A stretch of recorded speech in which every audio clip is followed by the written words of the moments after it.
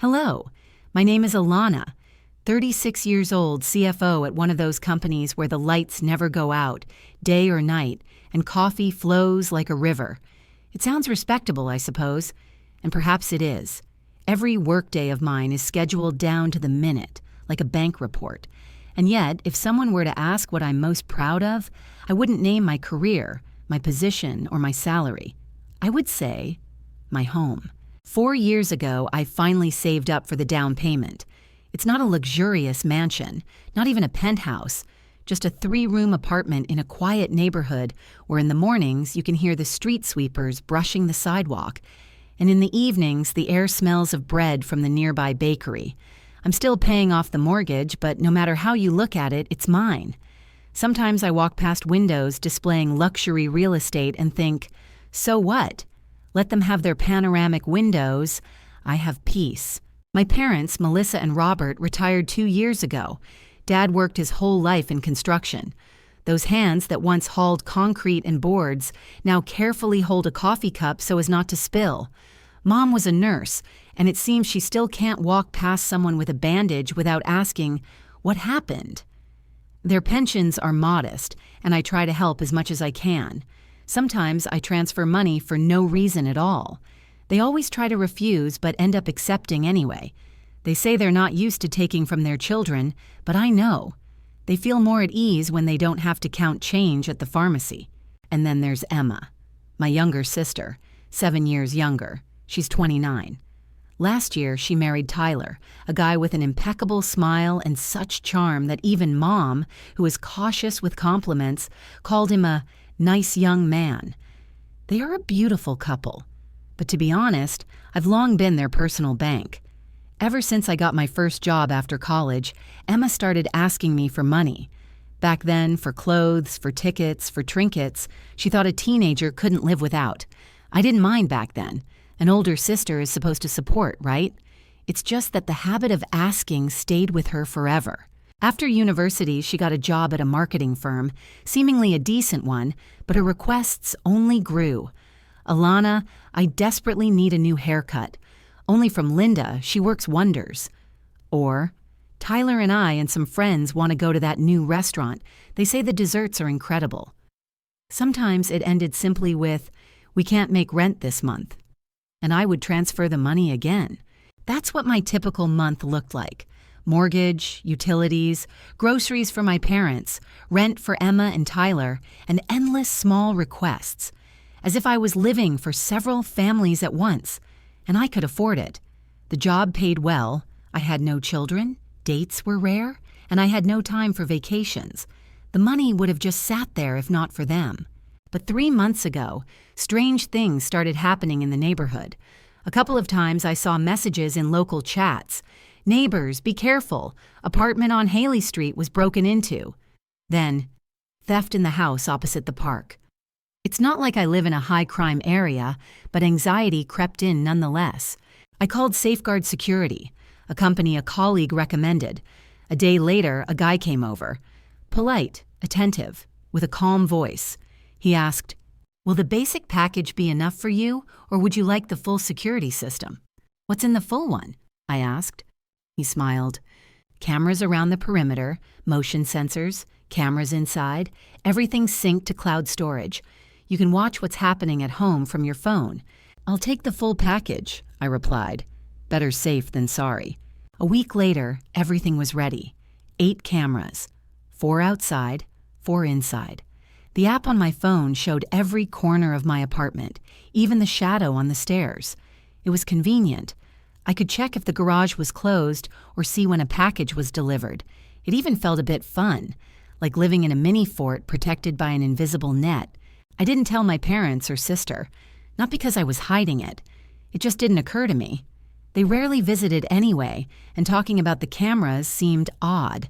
After all, who discusses a surveillance system over Sunday lunch? 2 weeks passed. Tuesday. A day like any other. Meetings, numbers, reports. I got home around 7, opened the door, and immediately felt something. The air was different, slightly denser than usual, as if someone had been standing in the room just a minute before me and left. I put my bag down, went to the kitchen, and stopped. The coffee mug wasn't where I'd left it in the morning, just by a couple of centimeters, but I knew its spot by heart. The cushions on the sofa were shifted, as if someone had sat down and then tried to put them back. I froze. "You're just tired," I told myself. "Too many podcasts about murders and disappearances." But the feeling didn't go away. It settled somewhere under my skin, between my shoulder blades, making me turn around every few seconds. I walked through the house, slowly, carefully, checking the windows, doors, closets. Everything was in its place. Nothing was missing. Not a single crack was open. "Paranoia," I repeated. I made dinner, turned on Netflix, tried to relax.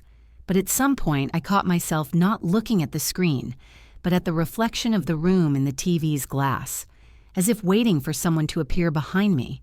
I turned off the light and went to bed. A few days passed, and everything returned to normal. At work, preparations for the quarterly reports began, a time when the office air hums with numbers, phone calls, and the coffee machine working non-stop. I stayed late, came home drained, like a lemon, and fell onto the bed without even turning on the TV. The strange feeling from that Tuesday had vanished, as if it never happened. But then came the corporate party, or rather, it all started with it. 3 weeks after that evening, when I thought someone had been in the house, our company decided to have a dinner to celebrate the end of the quarter, at a restaurant with a river view, where we were allowed to breathe, just a little. Dress code, casual, atmosphere, relaxed. I remembered the silver clutch I'd bought almost a year ago, an expensive purchase, even by my standards, but it had sparkled in the window so brightly that I just couldn't walk away. I'd only used it once, at my cousin's wedding. I went up to the bedroom, opened the closet, and reached for the top shelf where I kept all my special things. But the clutch wasn't there. Maybe I'd moved it to another box. I started going through the bags, taking them out one by one, placing them neatly in rows on the floor. Then I checked the guest room, the hall closet, looked under the bed. I even went down to the garage where boxes of old things were stored. Nothing. Friday evening. The party was the next day. I stood in the middle of the bedroom, surrounded by chaos of clothes and dust, and suddenly felt irritation mixed with anxiety. I picked up the phone and called Emma. "Hey, listen, did I ever give you my silver clutch? Prada, remember?" "What? No, of course not. Why do you ask?" Her voice sounded offended. "I just can't find it. Thought maybe I'd lent it to you and forgotten." "Alana, if you'd given me a Prada bag, I'd definitely remember. I'm not that irresponsible." I fell silent. "Okay," I finally said. "Must have put it somewhere wrong, or thrown it out by accident." "Maybe," she sighed. "You were sorting through everything last spring, remember? You might have accidentally sent it to the wrong place." She was right. Back then, I'd done a major cleanup, donated half my old things to charity. Probably the clutch somehow ended up in that pile. But the thought wouldn't let go. It cost $800. You don't just throw things like that away. I bought another bag for the party. Simpler, without the sparkle. Everything went fine, but the unease still itched inside. Life went on. A few more weeks passed. Work became more intense. I lived in home office sleep mode. Came back late, ate in front of the laptop, fell asleep with reports on my lap. Weekends were for laundry and attempts to catch up on sleep. Everything as usual, until the next thing happened. It was an ordinary Saturday. I decided to do a thorough cleaning. The real kind where you move furniture, get dust from under the baseboards, and seem to clean even the air. When I got to the home office where my desk was, I started sorting out the drawers. Papers, old receipts, pens that had long since dried up. Then I opened the bottom drawer, the one with the watch box. My grandparents gave me that watch for my college graduation. Not a Rolex, of course, but Swiss, classic, with a leather strap and a quiet, almost gentle ticking. They meant more to me than any expensive item. Both grandparents were gone, and the watch was one of the few threads connecting me to them. I rarely wore them, but I liked just knowing they were nearby in the box, in my home. And so, the box was in place. I opened the lid. Empty. I stared at it, not believing my eyes, then opened it again as if I could be mistaken. checked all the drawers, shelves, even under the rug. The watch was gone. Completely. I rechecked every corner of the house, moved the desk, checked the shelves 3 times, looked in every room, all in vain. Finally, I put the kettle on, sat down at the kitchen table, and for the first time in a long while, allowed myself to just think. A cold fear was creeping in quietly, like smoke. First, that strange feeling someone had been in the house. Then the missing bag. Now, the watch.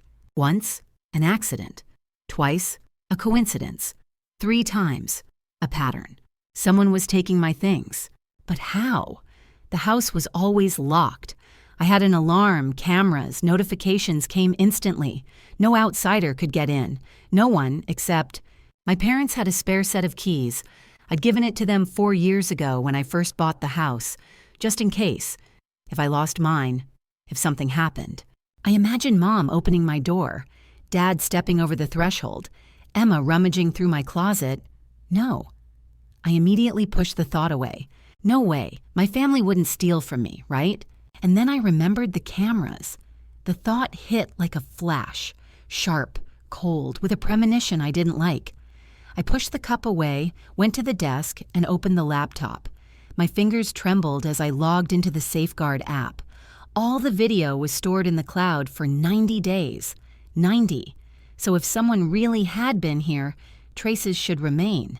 I started scrolling through the recordings, day by day, date by date. The screen was filled with gray rectangles with motion tags. Most were just package deliveries, the mailman, the neighbor's cat darting past the camera. And then, one notification made me freeze. 3 days ago, Wednesday, 2:47 p.m., motion sensor triggered at the front door. I was in a budget meeting at that time, checking numbers on the projector screen. I couldn't have been home. I clicked view. 2 people appeared on the screen. They approached the door confidently, without fuss. A key glinted in the lock. Click. The door opened. They walked in as if they did it every day. I zoomed in, and my heart sank. Emma and Tyler. I sat motionless, staring at the screen, not believing my eyes. They moved calmly, as if they were truly at home. Emma took off her coat, threw her bag on a chair, then headed to my bedroom. Tyler walked into the living room, looked around. I saw her open the closet, take out a sweater, show it to her husband, laugh. I knew that laugh by heart. Bright, light, like a child's. Only now it sounded like a mockery.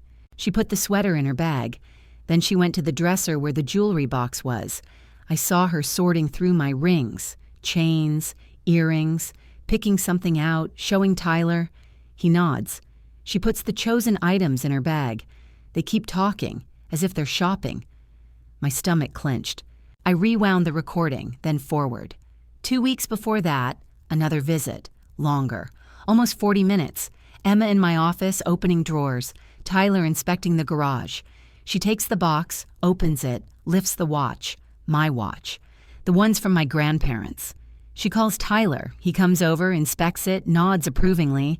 She puts the watch in her bag. I rewound further. Another visit. 3 weeks before that day, I first felt something was wrong at home. This time, they were there for over an hour. Emma calmly rummaged through the bathroom drawers, took out perfume bottles, tried them, laughed, then went to the kitchen, took a bottle of wine from the shelf, the one I was saving for a special occasion, took a pair of sneakers from the hallway, not even new, just took a liking to them. And then I found that very recording from 6 weeks ago, the silver clutch, my Prada bag. Emma takes it out, examines it, turns to the mirror, tries it on her shoulder, smiles. Tyler gives her a thumbs up. She laughs. The bag disappears into their tote. I didn't take my eyes off the screen. Time passed, minutes turned into hours, but I couldn't stop. How long had this been going on? I scrolled to the earliest available files. They had started coming just a week after I installed the cameras. And what about before that? I would never know. I opened Excel. The CFO in me took over. I needed to document every detail, everything down to the last second. I created a table, date, time, items, approximate value. By the time I finished, there were 12 separate visits listed. 12. Jewelry, clothes, cosmetics, electronics, even a bottle of my favorite wine. I estimated the total value, over $10,000, possibly more. But it wasn't even the amount that was frightening. It was how coldly and calmly they did it, as if it were allowed. I closed the laptop. For a while, I just sat there, staring into space. Then I dialed Emma's number. Her voice sounded cheerful, as always. "Hi, something wrong?" "No," I said calmly. "Wanted to invite you and Tyler for dinner tomorrow. Haven't seen you in a while." "Of course," she perked up. "Great, we'll come." They arrived at 7 sharp. Tyler held a supermarket chocolate cake, the kind they usually brought for holidays. Emma, beaming as if everything was fine, hugged me. She smelled of my perfume. I caught the scent, and everything inside me turned over. We sat down at the table. I'd made pasta, simple, no frills. They chatted, laughed, talked about a trip to see friends. I watched them closely, every movement, every glance. At one point, I noticed Emma throw a brief glance at my new laptop bag by the door, a long, appraising look. In the middle of dinner, I couldn't take it anymore. "Some of my things have gone missing," I said quietly, looking straight at my sister. She froze, her fork hovering in the air. Tyler pretended to study his wine glass. "Missing," she repeated. "Yes, the silver bag, the watch, and some other things." Emma tensed for a second, then her face softened. "Oh, Alana," she said with a strained smile, "you're putting things in the wrong place again. Remember when you thought you'd lost your keys and they turned up in the fridge?" "That was one time, and I was 22, I replied coldly. "Well, there you go. You're working so much now, you're probably just confused." She spoke softly, as if calming a child. I slammed my fist on the table. They both jumped as if the sound were a gunshot in the room that had seemed calm and ordinary until then. "I know it was you," I said slowly, feeling the words sink into the thick air. "I know you came here and took my things." Emma's face paled, then flushed so sharply I saw distinct blotches of wine on her cheeks, as if she were ashamed not of the fact, but of being caught. "What?" she exhaled. "This is insane. How dare you accuse us of theft?" Tyler laughed, not a chuckle, but a short, sharp bark that pierced me more than a blow. He actually laughed. "Do you have any proof of that?" he asked, and the question carried arrogance, the kind accustomed to living off someone else's goodwill, because that's a pretty serious accusation to make without evidence. His smugness was tearing me apart inside, and I couldn't hold back. The desire to splash the wine, no, not the wine, the truth, in his face was almost tangible. "I want everything back," I said firmly. I said, "Bring back everything you have, or I will call the police." They exchanged a glance, and that gesture was like a mark on a map. "We're not afraid." They laughed. "You're going to call the police on us yourself, sis," Emma said, her voice dripping with mockery and confidence. "Go ahead. You won't do it." "Besides," Tyler cut in, "so what if we took a few things? You can afford it. You should have been giving us more money. You know we're struggling. I got laid off 2 months ago. You got laid off 2 months ago and you didn't tell me. Why would you?" Emma started talking about things that weren't true, about lectures and responsibility, as if it made sense to lecture those who had taken what wasn't theirs. Their arguments were laced with convenient logic. We're family, so we're allowed to share. We were doing just fine stealing from me, I thought, because out loud no words came that wouldn't have turned into a sheen of sweat. "Oh, come on, it's not stealing. We're family. What's yours is mine, right?" They dismissed their own audacity with such ease, blaming it on family ties. In the end, I said quietly, "Get out of my house." They left, still laughing, and that laughter echoed in the empty apartment. Tyler called back a few minutes later, demanding I calm down and stop being dramatic. I called Mom.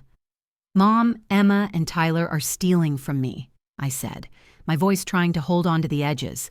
"They come to my house when I'm at work and take my things." Silence on the other end first, then a cold, cutting voice slipped through. "You will not involve the police in family matters. Your sister earns less than you. You buy these expensive things and flaunt them. Can you blame her for being tempted?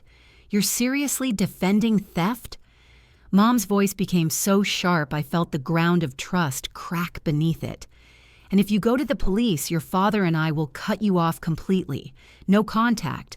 Is that what you want? She hung up. I was left sitting in a silence that had become heavy as lead. My mother had just threatened to disown me for wanting justice. My heart was pounding, but it wasn't out of fear for myself. It was astonishment. Were our bonds so close that they justified theft? For the next hour, I spent time editing, cutting, splicing, compiling it into one irrefutable record. The cameras I had once installed for security were now becoming my advocates. I compiled the footage, Emma and Tyler entering my house, calling it their own, putting my things in their bags, and leaving with them. I built a timeline, labeled times, dates, names, every detail in its place, a report that wouldn't be silenced. I sent them the file. Return everything or pay $10,000, I wrote, clearly and calmly, and gave them a week to respond before going to the police. My phone exploded. Calls, messages, cascading accusations. Emma's messages were full of rage and theatrics. You recorded me without permission. That's illegal. I'll sue you. Mom's messages talked about loyalty and you're betraying us. Dad sent a short line. I am very disappointed in you. In the morning, a locksmith came. For 3 hours and $600, all the locks were replaced. This time, I didn't leave spare keys for anyone. Every click of the new deadbolts felt like an answer to the betrayal. Messages kept coming all week. Emma shifted from anger to manipulation, playing the victim and the accuser simultaneously. How can you do this to family? She exclaimed. Doesn't it mean anything? As if the family's silence was a burial ground for her guilt. Then came messages calling me a witch, cruel, and a family destroyer. Mom claimed I was depriving Dad of sleep with my selfishness, that they didn't raise you to be like this. On Wednesday, Aunt Patricia, Mom's sister, called, her voice gentle but wary. Alana, your mother told me you're having a breakdown and that you're threatening Emma with the police. What's going on? I told her the truth. Emma robbed me. I explained I had video. Patricia chuckled, or so it seemed to me. That's ridiculous. Emma wouldn't steal. You must be mistaken. I hung up. No point arguing with someone who's already made up their mind. Thursday slipped through the days like a shadow stretching across the floor. Silent, heavy, viscous.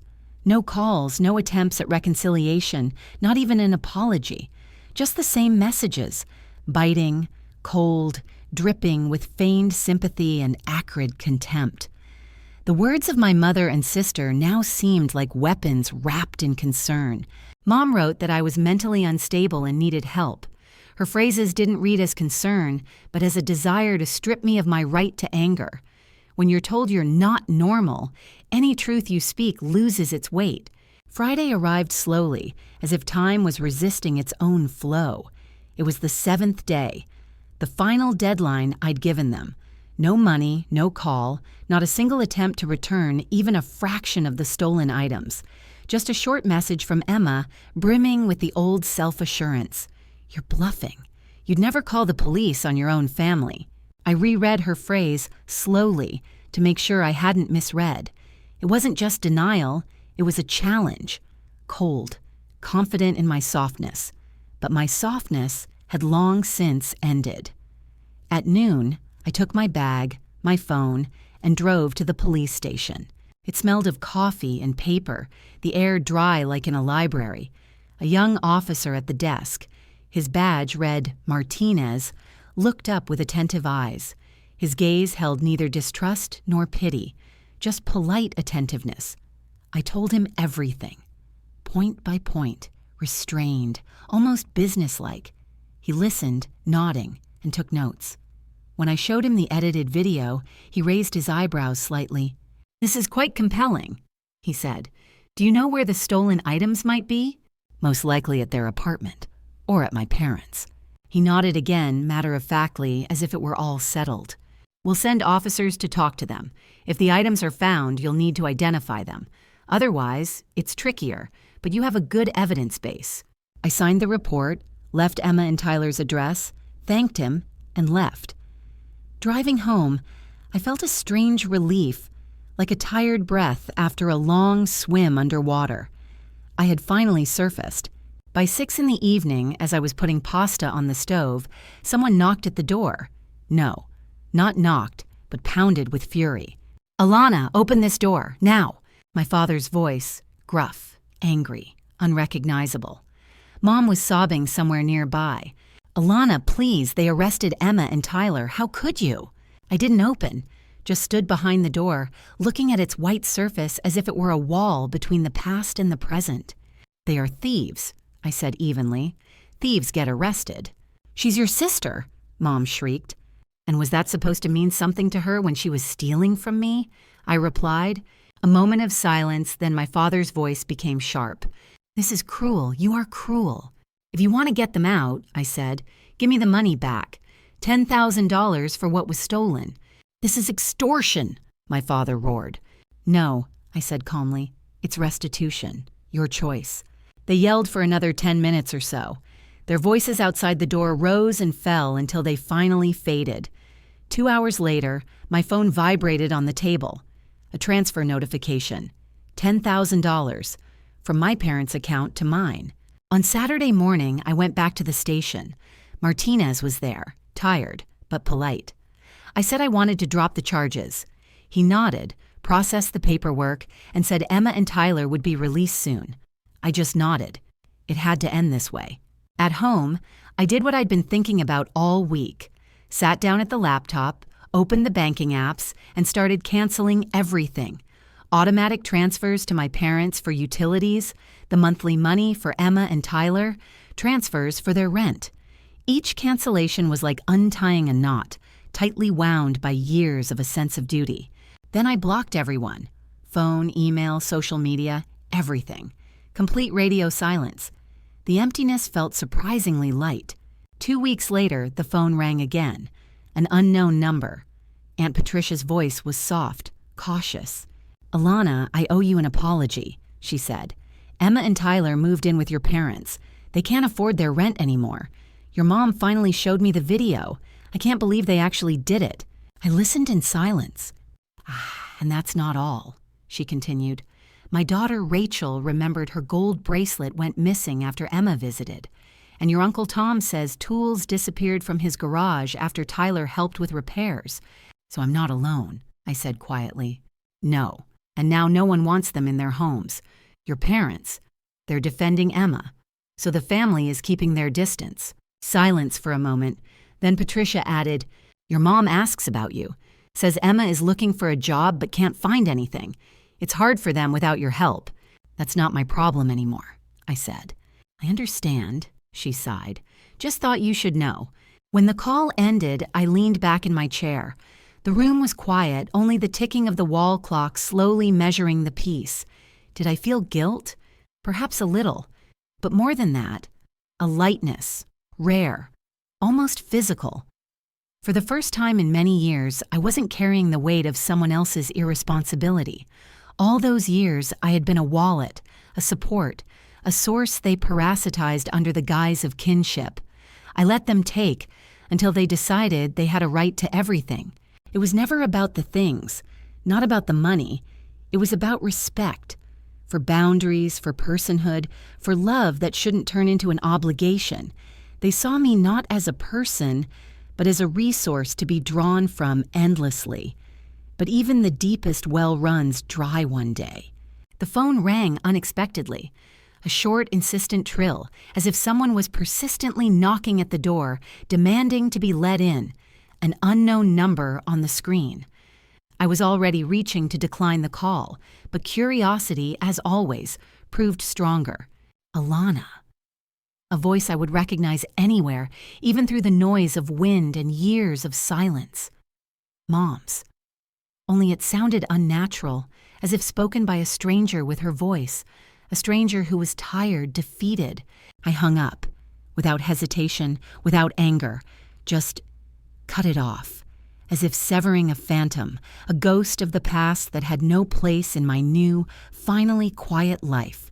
They didn't understand. None of them ever understood.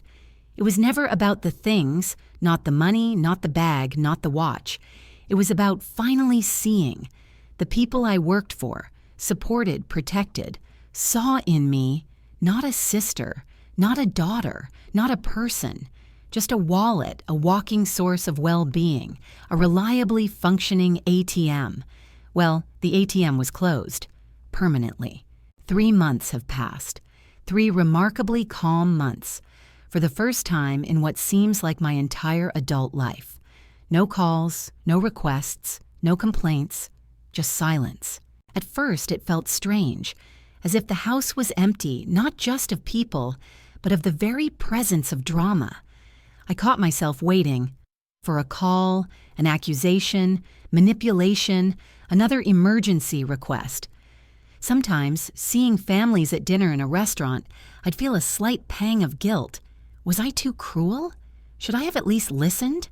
But these doubts quickly dissipated as soon as I remembered that evening performance. Emma sitting at my table, laughing, chewing pasta made by my hands, while I knew she'd been stealing from me behind my back for months. Tyler's face would appear too, with his smug smirk, that lazy mocking, "You should have given them more money."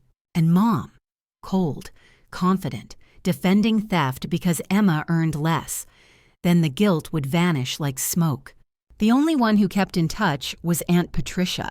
Every couple of weeks she'd call, not at anyone's request, not with demands, just to pass on the news, though I never asked. "Emma got a job at a call center," she said one evening. "Part-time, low pay. Tyler is still jobless. All 4 of them are living at your parents' house, and it's, well, difficult there now." "Wonderful," I replied without sarcasm. "Let them finally learn what it's like to earn a living." Patricia hesitated. "Your mom is working as a cashier at a grocery store now. Your dad takes odd jobs where he can. They're getting on in years, of course. It's hard for them." I stayed silent. Something stirred inside, but not out of pity, from the realization that all of this was a consequence of their own choices. They made a choice to believe the lie, to cover up the theft, to condemn the truth. They paid the price, literally. $10,000 to keep their daughter out of jail, the price of betrayal. "Alana," Patricia said softly, "maybe enough is enough. Time has passed. They're suffering." "Pat, I supported them for years," I said evenly. "And what did I get? They robbed me and called me crazy." She sighed heavily, like someone tired of mediating between fire and water. "I understand, but they're still family." "And me, am I not?" I asked. "I'm from that family too, but no one stopped them." A couple of weeks later, I got a letter, a real one, paper, with a neatly written address and familiar handwriting slightly slanted to the right. Emma's. I held the envelope for a long time, examining the postmark as if it determined whether it was worth reading. Then I opened it anyway. "Alana, forgive me. I know I acted terribly. Tyler convinced me you had so much you wouldn't notice. I was jealous of you, your house, your things, your life. That's no excuse. I'm working now, saving up, trying to pay back Mom and Dad the money they sent you. It will take years, but I'm trying. I don't expect you to forgive me. I just wanted you to know I'm sorry. Emma." I read the letter 3 times. The paper smelled of ink and cheap soap, the scent of someone else's sincerity, too carefully penned. Part of me wanted to believe she was truly remorseful. The other part immediately saw the familiar pattern of manipulation. She'd found excuses again: Tyler, envy, weakness, regret without responsibility, an apology without a request for forgiveness, like insurance against refusal. I folded the letter and threw it in the trash, without anger. It just didn't belong in the drawer where I keep clean paper. And then yesterday, something happened that I couldn't have expected. A call came through at work from reception.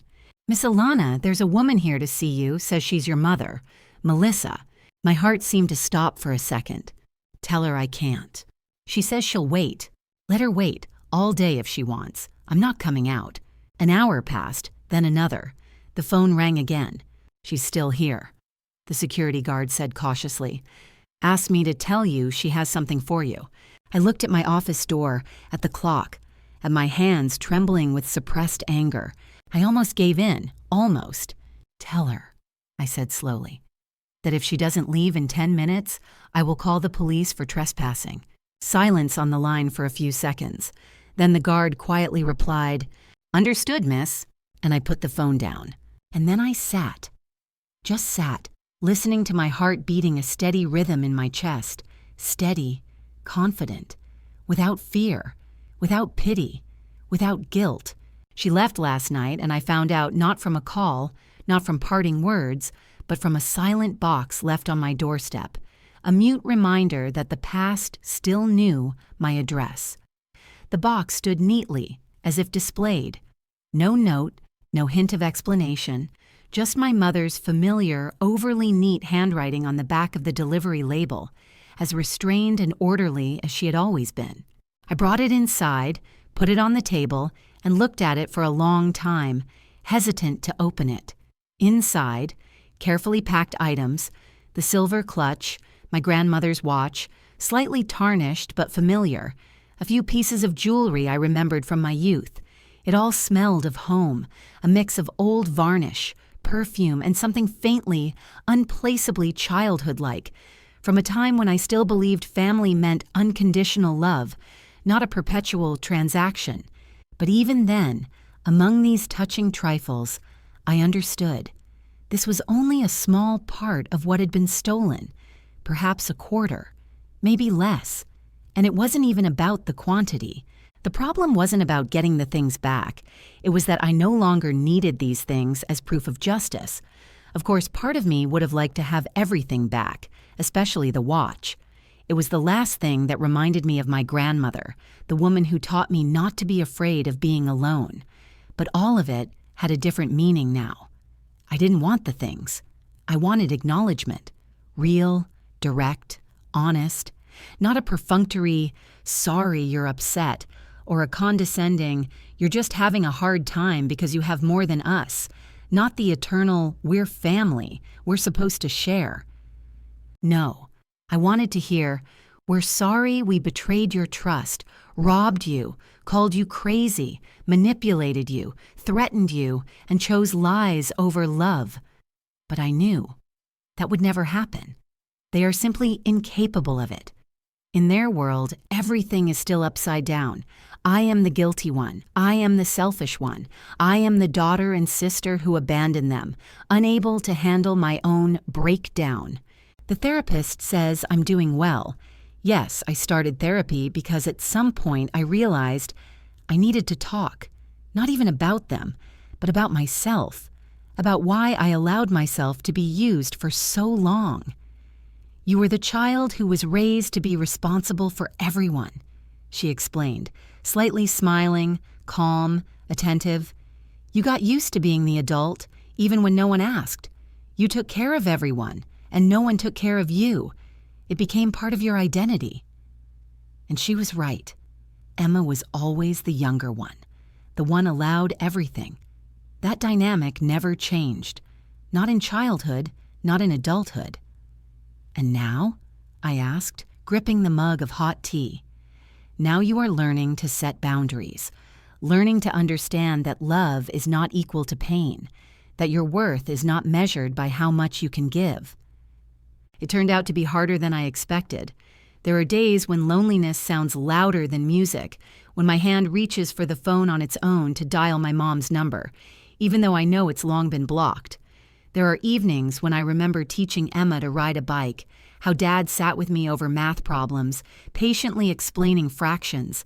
These fragments of childhood cut into my memory, make my heart flinch, as if something could still be fixed. But then I remember, when it came time to choose, they didn't choose me. When support was needed, they sided with the thief. When honesty was required, they chose delusion. And then I feel a strange, but firm, calm. I made my choice too. For the first time in my life, I chose myself. My house is quiet now, a silence without anxiety. No one comes without calling, no one invades my things, no one dictates how I should live. I changed my emergency contact. It's Jessica now, a friend who is always there but never demands the impossible. I'm even seeing someone new, Marcus, a calm, confident man who pays for his own dinners and never asks if I can help him. "You hardly ever talk about your family," he said recently, softly, without accusation. "Nothing to tell," I replied. "We're estranged. It's just life." And it really is. Now I have my own life. Simple, quiet, real. Work, friends, evenings when I cook dinner for myself and watch movies without thinking that someone is rummaging through my closets. A home for which no one else has a spare key. It's quieter than before, but more honest. I don't regret going to the police. That was the moment when everything finally fell into place. It wasn't a betrayal of family, it was self-defense. Sometimes, late at night, I still feel a slight longing. Not for the people, but for that feeling of belonging I once had. But in the morning, clarity comes. It's better to be alone than to be used. Aunt Patricia said that Mom is sure I'll come to my senses, that one day, as always, I'll forgive and return. But she's wrong. That old Alana, the one who silently paid everyone's bills, covered their mistakes, and accepted theft as a given, is dead. She had to die. Because that Alana was killing me, slowly for years, smiling while everything inside was crumbling. And the one living now is different. She says no without guilt, protects her space, demands respect, and doesn't give her love to those who see her only as a convenient resource. I don't need their apologies anymore. I don't need their acknowledgement. I need nothing from them at all. And in this emptiness, for the first time in my life, there is something resembling freedom, real, unshakable, even, like a breath. I am free, and I will never go back.